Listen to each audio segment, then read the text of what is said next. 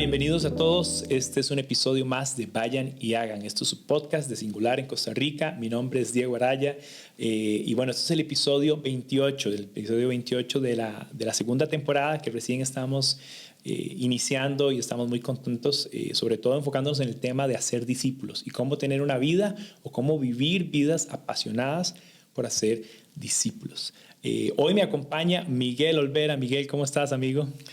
Diego, muy bien, gracias. Disfrutando mi tiempo, mi estadía aquí de 2 semanas en Costa Rica. Qué rico. Miguel es un amigo de hace muchísimos años y sí, me di cuenta que estaba por aquí en Costa Rica y no podía perder la oportunidad de tenerte y poder conversar, sobre todo de este tema, que yo sé que te apasiona mucho también. Y de hecho, yo lo había pensado y menos mal que me contactaste y con gusto sentarme para conversar. Qué bueno, qué emoción. Bueno, para contarles un poquito de Miguel, Miguel es un pastor de jóvenes, un entrenador, un misionero, ha dedicado mucho más que 25 años de su vida a las misiones, sobre todo enfocado en hacer discípulos. Pero bueno, Miguel, ¿qué más puedo decir de él? Un ecuatoriano de Guayaquil, con su familia allá, de una familia de deportistas. Miguel también es un tenista profesional y un entrenador de jóvenes promesas en el deporte. Y bueno, con él justamente queremos hablar de ese tema, queremos hablar de su pasión, de cómo a través de su historia Dios le fue formando y le fue motivando y hoy por hoy ha dedicado tantos años al ministerio, no solo en su país, ha estado aquí por mucho tiempo invirtiendo en muchas personas y en otros lugares de Latinoamérica. Y bueno, comencemos de una vez, Miguel, con el tiempo que queremos conocerte. Cuéntanos un poquito de tu vida de joven, tu pasión por el deporte y también cómo fue ese acercamiento quizás a Dios y cómo le conociste, cómo comienza tu historia. Sí, vengo de un trasfondo católico que realmente atesoro mucho, ¿no? No tenemos ninguna bandera religiosa, sino que Dios en ese tiempo de mi infancia obró mucho. De hecho, cuando hice la primera comunión, estaba frente al altar, tenía 9 años de edad, y en ese momento yo miré al altar y hice esta oración. Dice, Dios, usa mi vida como tú sabes mejor. Dios se tomó la oración de un niño de 9 años muy en serio, y ahora estoy sirviendo como misionero, ya llevo 24 años como misionero. Wow. Impresionante como Dios empieza. Y después de eso entré al colegio, a un colegio militar, y seguí compitiendo como juvenil, que tú mencionaste hace un momento, como deportista, campeón nacional de tenis en juveniles, competí internacionalmente también. Luego de eso pasé a buscar una beca deportiva en Estados Unidos, ¿no? Para continuar mis estudios superiores. Y lo más interesante es que me salió la mejor oferta en una universidad cristiana evangélica. Y fue cuando fui introducido al mundo evangélico por primera vez. Y en ese lugar lo que más aprendí, más atesoro fue que la palabra fue lo que me limpió de dudas, de inquietudes, de paradigmas religiosos. Competí allí, terminé mi carrera deportiva, por decirlo así, y me quedé unos años más trabajando en una empresa y después de eso regresé a mi país para continuar trabajando profesionalmente y sirviendo en mi iglesia local, una iglesia de la Alianza llamada Galilea. Y el gusto que sentía por servir allí por tantos años como presidente de jóvenes y como tesorero de la iglesia fue experiencias que me marcaron para lo que estoy haciendo ahora. Qué chévere como los ecuatorianos. Y me gusta la historia de cómo ha sido como una historia como con varias fases. Me gusta cómo has podido pasar del deporte, que es una pasión tuya, que viene de una tradición familiar, ¿verdad? También. Sí, exacto, sí. Y del deporte a una beca, que además sabemos que una beca para estudiar en los Estados Unidos era un gran privilegio, me imagino. Sí, porque hay mucha competencia, correcto. Claro. Y pasar del deporte a los estudios, tu enfoque en los estudios. ¿Qué fue la carrera que estudiaste, Miguel? ¿Ya? Estudié marketing y después hice un MBA con énfasis en finanzas. Y sí, eso es lo que yo pensaba hacer. Antes de entrar a la universidad yo pensaba hacer una carrera tenística. Y después maduré, pienso en las decisiones y le di prioridad a los estudios antes que al tenis. Y salí de los estudios para mi carrera profesional para darle paso a una vida de servicio misionero. Sí, como tú lo dices, son algunas transiciones. Fases. Sí, sí, ¿verdad? Fases. Y es interesante porque es Dios justamente formándonos, enseñándonos y llevándonos de un lado a otro. Me gusta ver esa idea del deporte a los estudios, del estudio a la carrera y al trabajo en esta área Sí. y finalmente al ministerio. ¿Cómo comenzó esa parte justamente, Miguel? O sea, después de tu tiempo en Estados Unidos, estudiando, después trabajando, regresas a Ecuador y bueno, ¿cómo es tu historia ya involucrándote en misiones ya de lleno? Sí, tiene mucho que ver la Universidad Evangélica en la que yo participé. Se llama Oral Roberts, la Universidad de Oral Roberts en Tulsa, Oklahoma. Yo fui introducido a una diversidad de trasfondos evangélicos, no solo a uno. Y eso fue algo que me enriqueció al entrar, para no tener ningún prejuicio denominacional, sino enfocarme en Cristo. La universidad envía misioneros, grupos de estudiantes, cada verano, cada vacaciones, a todas partes del mundo, y siempre yo los veía partir, pero por mi compromiso tenístico y académico no podía realizar más allá de lo que me alcanzaba el tiempo. Pero siempre decía eso, y cuando estuve en mi último año de maestría, fue un equipo a México. Entonces todos los estudiantes de ese programa de MBA fueron a un viaje al otro, en la frontera entre Texas y México. Y yo fui a ese y, wow, qué increíble poder haber participado en uno. Y de hecho hasta me dieron una placa de reconocimiento por servicio misionero, sin haber esperado eso, ¿no? Pero eso fue el Señor como mostrándome paso a paso. Después cuando estuve en el Banco de Guayaquil, en el que yo trabajé en Ecuador, siempre empecé a buscar qué está haciendo el mundo misionero. Y llegué una vez a la ciudad de Tulsa de vacaciones y me dijo un amigo, mira, hay una convención misionera, ¿no te interesaría ir? Pero solo falta una hora. No importa, si es una hora, yo llego allá y quiero ver todo lo que está pasando. Y me dieron un almanaque de todas las organizaciones misioneras y qué parte del mundo estaban sirviendo. Lo empecé a revisar de cabo a rabo. Todo eso me interesó. Entonces ya el Señor había puesto esa semilla en mi corazón en cuanto a transculturalmente ir y llevar el Evangelio. Y de ahí empieza. Sí. ¿Qué edad tenías en ese momento, Miguel? Más o menos. Sí, entre 21 y 24 años de edad. Oh, sí, sí, estaba súper joven todavía. Sí. Sí, cuando estuve en la universidad. Después, cuando regresé del banco, ya tenía 30, 31 años de edad, 32 aproximadamente allí. Súper, qué bueno. ¿Cómo fue tu experiencia conectándote con las misiones aquí en Latinoamérica y específicamente en Costa Rica? Que yo sé que Costa Rica tiene un pedazo de tu corazón en el tiempo. Por ahí. supuesto. Muy interesante porque estando en el banco yo empecé a averiguar sobre organizaciones y dónde estaban sirviendo y me interesó. Contacté a algunas de ellas, pero mayormente servían desde Estados Unidos y como yo no tenía residencia ni ciudadanía, no me podían ayudar. Pero una organización que se llama International Teams o Equipos Internacionales en español, se interesó en mí justamente porque ellos querían incursionar, regresar a Latinoamérica y aperturar una oficina aquí. Fue la que aperturamos aquí al final de los 80. Y así fue como me reclutaron. Yo estaba pensando ir a Austria o al norte de África, pero ellos me dijeron si tomaría en cuenta servir en Costa Rica. Que uno dice transculturalmente, no, pues hablamos el mismo idioma, la misma cultura. Sí, no tiene gracia, dijiste. Pero no es así. Pero ya fue todo el Señor que empezó a cerrar las puertas en otras partes y abrirlas aquí en Costa Rica. Yo entendí eso. Me costó un poco, como nos cuesta a todos tomar decisiones en transiciones como esa, pero el Señor estaba detrás de todo eso y lo percibí así y llegué a Costa Rica. No me arrepiento para nada. Qué bueno. ¿Cómo fue? ¿Qué impacto tiene ese tiempo en Costa Rica? ¿Qué es algo que atesoras y cómo ese proceso aquí también te motivó aún más o te catapultó? En Muy buena pregunta, sí. Yo vine en un programa de 2 años.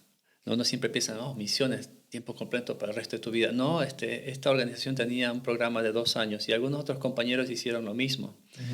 Y en esos 2 años fui introducido a esto de la vida de Jesús en su parte humana, que fue algo revolucionario para mí, más profundo. Y empezar a caminar y tuve buenos mentores aquí. Y eso fue ese descubrimiento en la humanidad de Jesús y a través de la humanidad de Jesús, de que yo también tengo ese mismo llamado, esa misma misión que Jesús llevó a cabo aquí en la tierra. Y descubrir eso fue impresionante. Mi iglesia me apoyaba por 2 años, pero antes de que termine el segundo año, yo quería continuar. Nace una pasión a través de ese descubrimiento. Y mi iglesia me dice, sí, te apoyamos un año más. Antes de que termine el tercer año, les escribí a mi iglesia y si me apoyarían un año más, me dijeron, sí, te apoyamos un año más. Después no pregunté más y me apoyaron 8 años más después de Qué eso. bien. Sí, eso ya el Señor detrás de todo. Pero fue como yo me introduje a lo que nosotros entendemos como un estilo de vida en cuanto a ser discípulos de Jesús, dentro de un proceso de acompañamiento a aquellos que el Señor te ha enviado y verlos producir fruto y multiplicación más adelante en la vida de otras personas. Qué bueno. Sí, Qué bueno. En ese tiempo estuviste acá con un grupo de jóvenes. sí, algunos. Y es que con varios, con muchos. En ese tiempo te conocí, Miguel, también, yo. Sí, en WEMS. Yo me recuerdo, Este sí. equipamiento de WEMS, sí. WEMS un entrenamiento, un campamento de entrenamiento que hacemos enfocado en cómo compartir nuestra fe con los jóvenes, compartiendo su fe con Con tus sus amigos. semejantes, sí. Y me recuerdo conocerte ahí, Miguel. Yo creo que yo tenía como 17 años, tal vez. Tocabas en la banda. Estaba, ajá, sí, te recuerdo involucrado desde de las inscripciones, las camisetas, todo, me recuerdo mucho de eso y Sí. bueno, y esas son las experiencias que nos forman, nos retan. ¿Cómo fue para vos regresar a Ecuador después de ese tiempo? Porque me recuerdo que viajaste y estuviste en Ecuador ya por un periodo más extenso. Sí, buena observación la que tú haces porque tiene que ver con otra transición. Y transiciones pueden ser incómodas, pero si Dios está de todo eso, es importante poner atención. Yo apliqué para una residencia temporal porque tenía permiso temporal de residencia, pero solicité algo de más tiempo, de 2 años. Sí.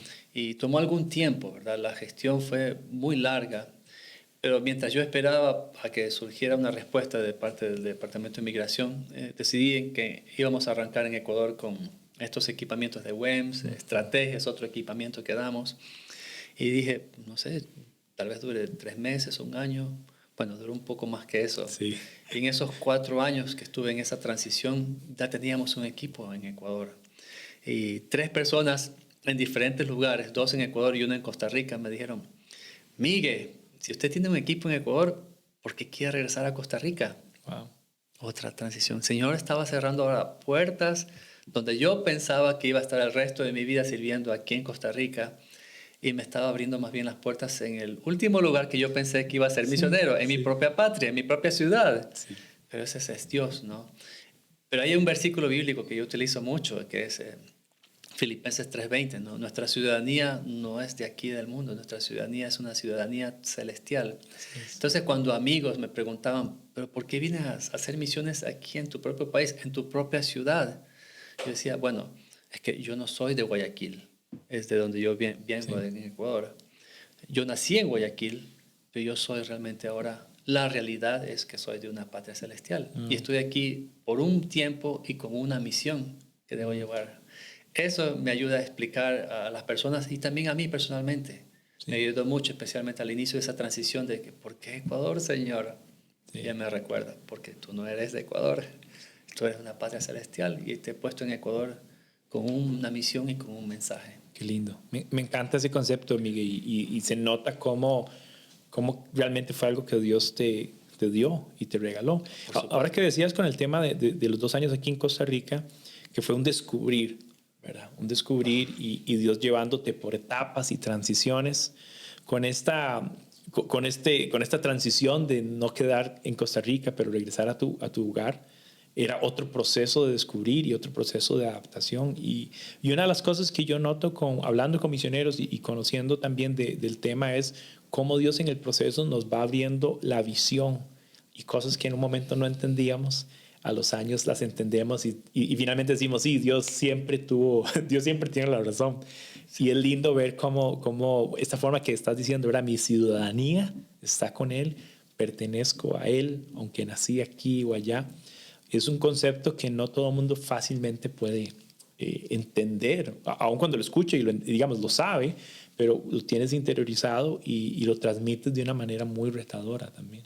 Igualmente, uno lo entiende, pero lo difícil es vivirlo en el diario, porque todo el tiempo el mundo está insinuando o diciendo que nosotros somos de aquí, pero no somos de aquí. Es algo con lo que tienes que competir. Y la palabra y tu tiempo a solas, intimidad con Dios, te ayuda a volver a reenfocarte en tu ciudadanía real y tu misión temporal como peregrino aquí en la tierra. Claro. Sí. Qué bueno. Gracias, Miguel. Me encanta mucho. ¿Cuáles han sido experiencias en este tiempo ya más extendido haciendo ministerio con jóvenes en Ecuador? ¿Cuál ha sido una experiencia que ha afirmado esa pasión que se ha ido atesorando en tu corazón por hacer discípulos? ¿Qué experiencias has vivido que han afirmado esa pasión por hacer discípulos? Bueno, una de las principales, yo conversé con mi director anterior, ah, me preguntaba cómo estoy y todo. Yo dije, mira, Woody, se llama Woody, hablamos por teléfono, ya tengo yo 15 años como misionero. No creo que hubiera podido durar tanto en las misiones, hablo personalmente, si no estuviera enseñando la vida de Jesús. Porque han habido tiempos de duda en el avance, en esta forma de vivir, tiempos de dificultad, de prueba. Pero cuando yo salgo de mi casa y me reúno con un grupo de líderes o con un grupo de adolescentes y estudiamos la vida de Jesús, para mí es un reenfoque, otra vez, y un refrescar de que Dios está en control de mi vida y de que tengo una misión que necesito continuar. Y eso es ese propósito a mí es que me anima a seguir. Ya tengo 24 años haciendo esto y sí, le da todo el significado de inversión de toda mi vida en estos años. Sí. Es una experiencia, sí. La otra es el fruto. Yo estuve 4 años y medio aquí en Costa Rica. Llegué el 89, en abril, y salí de aquí en diciembre del 93 para el efecto de conseguir hice una solicitud de una residencia temporal y todavía estoy en contacto con amistades de aquí. Antes eran discípulos, ahora son cobreros, algunos son pastores, otros maestros de escuela dominical o de instituto bíblico o ingenieros y ya tienen 40 años. Cuando yo estuve aquí tenían 16, 17 años. Lo más lindo de todo es que esa relacionalidad que yo aprendí de la misma vida de Jesús cuando yo llegué aquí, ese descubrimiento, y nunca verlos a ellos como un objeto ministerial. Que ese es un error muchas veces. Estas frases, no sé si es nueva, pero el Señor me dio esa impresión de usar esa frase y explicar de que ellos no son objeto ministerial, sino que son personas en las que estoy invirtiendo mi vida en ellos. Sí. Y por esa razón, pues, todavía sigo en comunicación con muchos de ellos y en contacto. Aquí en Costa Rica o en Nicaragua o en Ecuador, donde yo he establecido relaciones, esa ha sido una prioridad. No verlos a ellos como objeto ministerial, sino como personas, como vidas en las que yo voy a invertir y como relaciones de las que yo puedo disfrutar el resto de mi vida. Sí, me encanta ese concepto, Miguel, porque de verdad necesitamos recordar que cuando estamos sirviendo, es sirviendo a personas. Sí. Y cuando estamos sirviendo a familias.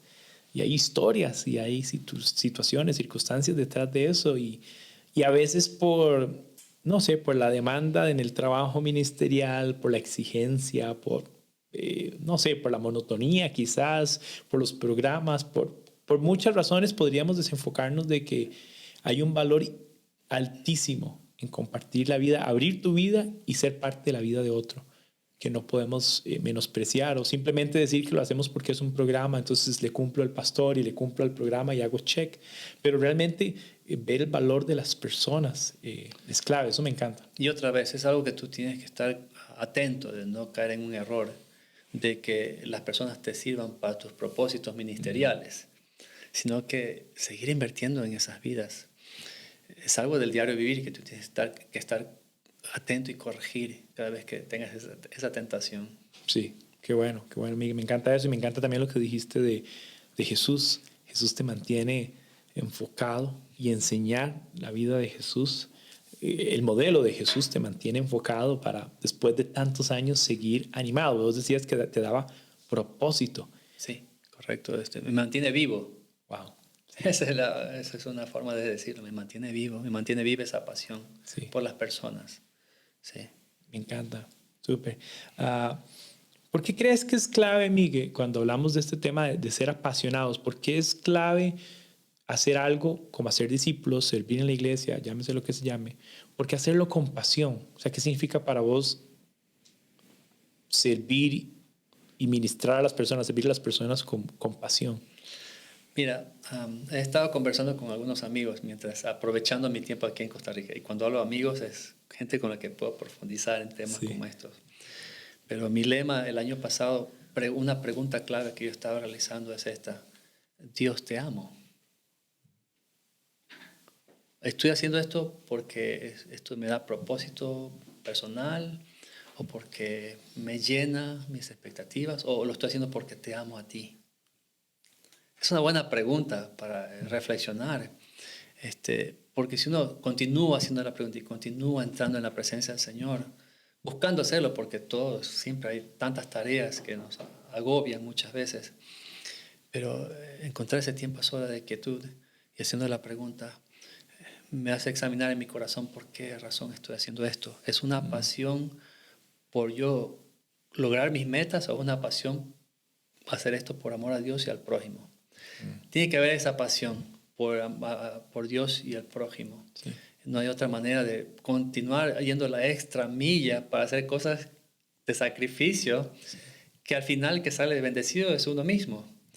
Por obedecer al Señor, de todo lo que habla de Deuteronomio, ¿no? Al final. Sí. Me encanta porque a Jesús le preguntan, ¿verdad? Maestro, ¿y en qué resumes? ¿Qué es lo más importante de la ley? Y él refiere a esto que estás diciendo, el Shema, ¿verdad? Ama al Señor tu Dios. Con toda tu mente, con todo tu corazón, con todas tus fuerzas, todo tu ser. Sí. Y al prójimo. Y al prójimo como a ti mismo. Y en un sentido, pasión es algo que amamos, algo que nos llena de energía, algo que pasión es eso que nos hace levantarnos en la mañana y está asociado con el propósito que también mencionabas. Sí. Me encanta esa idea de mi pasión revela cuánto amo a Dios y mi pasión revela cuánto amo a la gente. Y amando a Dios, comenzamos a amar también su propósito y su misión, ¿verdad? No amo a la gente porque es mi misión. Bueno, sí, la asumimos como nuestra misión, pero es la misión del Padre, amar a la gente y revelar a su Hijo. Y sí, para mí es clave porque fácilmente podríamos hacer algo solo porque alguien nos dijo que lo hiciéramos. Sí. Solo por cumplir. Así es. Solo porque alguien más lo hace y yo quiero ser como esa persona. Pero tiene que haber un sentido de voluntariedad. O sea, está tu voluntad involucrada en esto. Correctamente, ¿no? Y llegar al punto de ceder mi voluntad a la voluntad del Padre. Pero ayuda también a tener un concepto claro de qué es misión, ¿no? Y que la misión no solamente nos corresponde a nosotros dos que estamos sirviendo tiempo completo. Pero un misionero es una persona que es enviado de una cultura a otra cultura con una misión y con un mensaje. Y la misión es hacer discípulos. Sí. Entonces no es necesario ir al África o al Asia para hacer algo así. Empiezas aquí y ahora, ¿no? Con el mensaje y bien claro que es el Evangelio del Reino de los Cielos y la misión de invertir en las vidas que Dios pone en tu camino. Y eso lo puede hacer cualquier persona, cualquier creyente, perdón, no todo, cualquier persona. Sí, qué interesante. Miguel, ¿cuál dirías para vos sería el riesgo de no hacer lo que hacemos con pasión? Sí, bueno, esa pregunta es más complicada. Si uno de los riesgos es realmente terminando haciendo las cosas por tu propio esfuerzo. Y eso es, uno se agota de esa manera, se quema, se frustra y se sale de las líneas del frente de batalla. Sí, yo pienso que la intimidad con Dios, esa inversión como prioridad, invertir allí es importante. Pienso también que como prioridad, invertir en tu familia, invertir en lo que Dios te ha provisto en este momento. Si estás estudiando en la universidad, no te afanes por salir a ninguna parte. ¿No? Sigue aprovechando esa formación que Dios te ha provisto para prepararte para lo que para lo que has empezado a hacer, que es hacer discípulos. El lugar donde eso el Señor te lo va revelando, pero mientras tanto, enfócate aquí y hoy a hacer lo que es. Pero aprovecha tu familia, cuida tu salud, porque ese es el templo del Espíritu Santo. Y tercero, en orden de prioridad, sí, al ministerio. Yo pienso que hay un riesgo muy grande, sería invertir el orden de eso, empezar con ministerio. Te acuerdas de vez en cuando de la salud de tu familia, de tu propia salud, y rara vez te conectas con el Señor en intimidad con Él para buscar guía y dirección. Pero eso es lo que normalmente muchas veces somos tentados a hacer. Sí, sí, tienes razón, porque uno fácilmente se puede tomar la mayor parte de su tiempo al hacer cosas. Voy a hacer esto, voy a hacer el otro. Y te llenas de compromisos. Sí. Y pierdes el enfoque de priorizar, el enfoque de ese balance que estás mencionando también. Sí. Ajá, riquísimo. Balance es la palabra, sí. Miguel, ¿cuál sería, tal vez hablando del ministerio y en tu experiencia, has visto muchas transiciones y muchas temporadas de jóvenes creciendo y generaciones de jóvenes creciendo? ¿Cuáles serían los retos actuales que vos notas en la cultura, pensando tal vez en Guayaquil, ¿verdad? ¿Cuáles son los retos que ves en los jóvenes, en servir con jóvenes, en el ministerio en general? ¿Qué son retos actuales del servir y hacer lo que hacemos? Sí, uno de los retos actuales, estoy en este momento sirviendo en una iglesia bautista, muy querida, Dios me abrió las puertas allí, pero hay un desafío grande en que los jóvenes no solo no están estudiando las escrituras, ni siquiera las están leyendo. Wow. Y es algo muy crítico en que yo estoy también de director de la escuela dominical allí. Y siempre buscamos atraer a los chicos al estudio de la palabra. Hicimos una encuesta inclusive en cuanto a percepción de, ¿están leyéndola al menos? Y no hay tiempo porque estamos tan ocupados en lo que este mundo, con la aceleración de la comunicación, los medios de comunicación, ¿verdad? Que todo es mucho más rápido ahora. No hay tiempo para leer, y menos para leer las escrituras, y menos para escudriñarlas o meditarlas o memorizarlas. Pero la palabra es clave para nuestro diario vivir, en las decisiones que tomamos, en la forma como nos comportamos delante de los demás para testimonio. Sí, ese es uno de los desafíos principales. El otro pienso que es una idea no muy clara de cómo alcanzar a las personas en esta generación o en estos tiempos. Y todavía seguimos en una mentalidad moderna de probar que Dios existe o que dice la Biblia o datos históricos extrabíblicos o comprobar arqueológicamente los nuevos descubrimientos que corroboran lo que dice las Escrituras.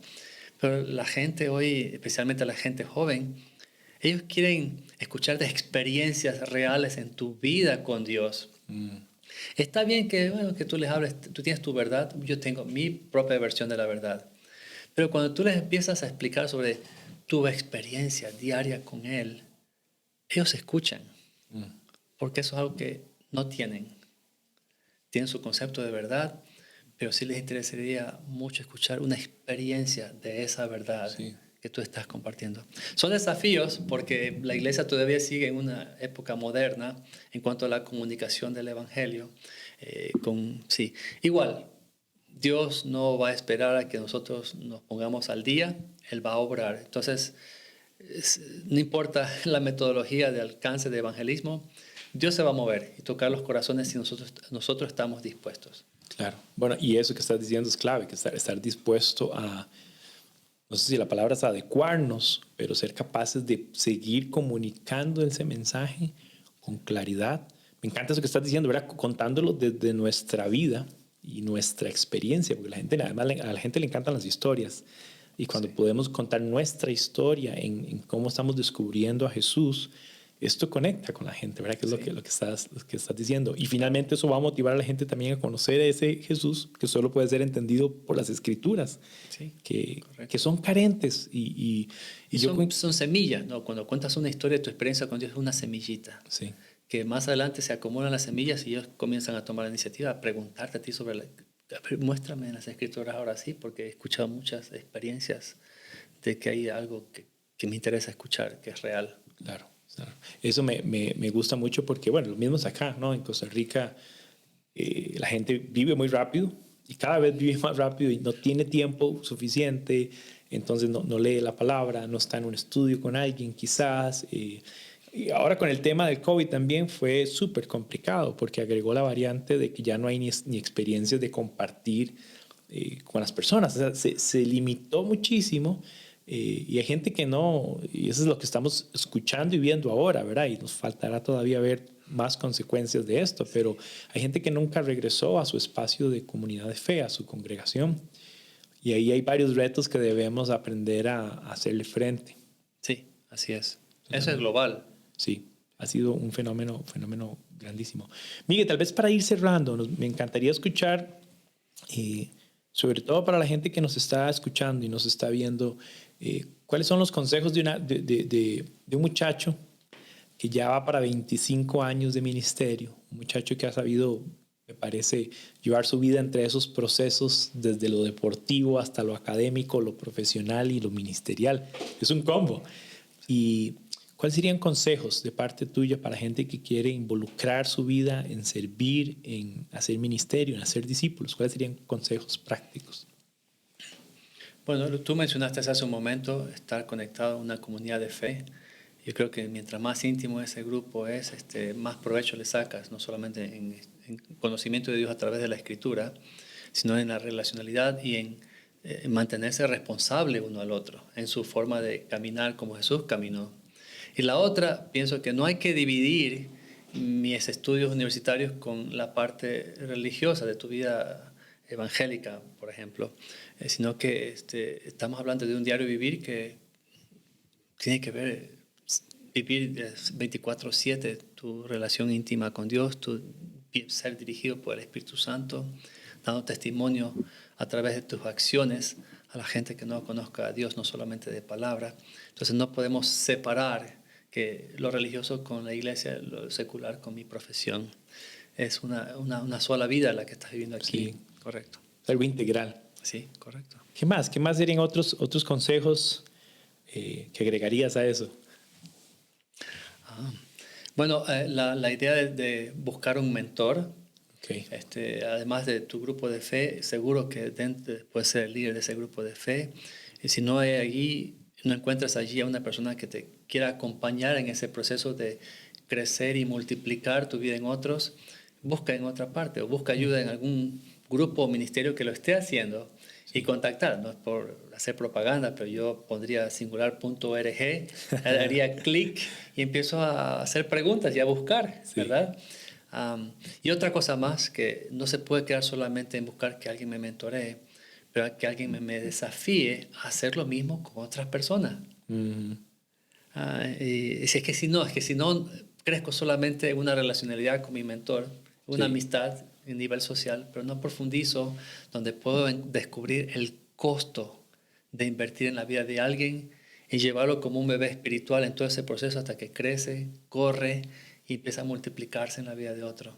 Otro consejo, ¿no? Es difícil, sé que posiblemente para muchos jóvenes es difícil conseguir un mentor, pero si no lo consigues, ora. Sí. Busca y en cuanto a invertir en la vida de tus semejantes, solamente mira a tu alrededor y mucha necesidad. Wow, qué lindo eso. Mirar al alrededor y decir quiénes son las personas en las que Dios me está inquietando a servir y participar. Muchas gracias, Miguel. Gracias por tus consejos, por tu historia. Y después de tantos años, yo creo que sigues inspirando a personas a vivir una vida apasionada por Dios, una vida balanceada. Me encanta que yo sé por temporadas has estado en campeonatos de doubles en tenis en tu país y en otros lugares. En el mes de mayo voy a estar compitiendo en el Mundial de Masters. Wow. Tengo ranking 39 en el mundo. Ay, Dios provee para poder competir. Pero va a ser una linda oportunidad porque voy a ir con un amigo, mi compañero de dobles. Es una persona bien católica y tenemos buenas interacciones, buenas conversaciones cuando viajamos y topamos con el tema. O antes de comer yo le digo, ¿qué tal si tú oras y das gracias por los alimentos? Y lo hace ya con más gusto cada vez. ¿Sí? Qué bueno. Me encanta eso, Miguel, porque es un ejemplo de cómo podemos ser balanceados en las cosas que amamos hacer Y yo creo que por mucho tiempo la gente pensó que si soy cristiano, entonces tengo que dejar de hacer todo lo demás que me gusta. No puede gustarme la música, no puedo viajar, o no puedo seguir por ejemplo, una carrera académica. O no puedo, como que a veces la gente vio el cristianismo como algo que te limita. Y cuando yo te veo a vos con este tema del deporte, a mí el deporte no se me da, soy malísimo con el deporte, pero cuando yo veo tu pasión por el tenis y cómo sos capaz de balancearlo y ser luz aún en este ambiente de alto desempeño, digamos, de alto rendimiento deportivo, me encanta. Digo, qué bueno personas que logran balancear su vida, ser misionalmente efectivas, porque eso es como eres y como yo he visto que has sido, pero además estás disfrutando de otras cosas en su vida y eso es súper. Y eso es algo que se aprende. Bueno. Ha sido un proceso para mí para ser más intencional, porque al principio yo el tenis lo separaba del ministerio misional, pero después dije, no, pues están mis amigos, ¿no? Sí. Que con ellos tengo buenas conversaciones sobre la persona de Jesús. Me admira, me llama la atención eso. Y he ido madurando en esa intencionalidad de cada vez sacar más tiempo para buscar oportunidades de conversar de la vida de Jesús. Genial. Miguel, muchas gracias por este tiempo juntos, conversar, ha sido riquísimo. Yo me imagino para la gente escuchando también tu historia ha sido muy retador.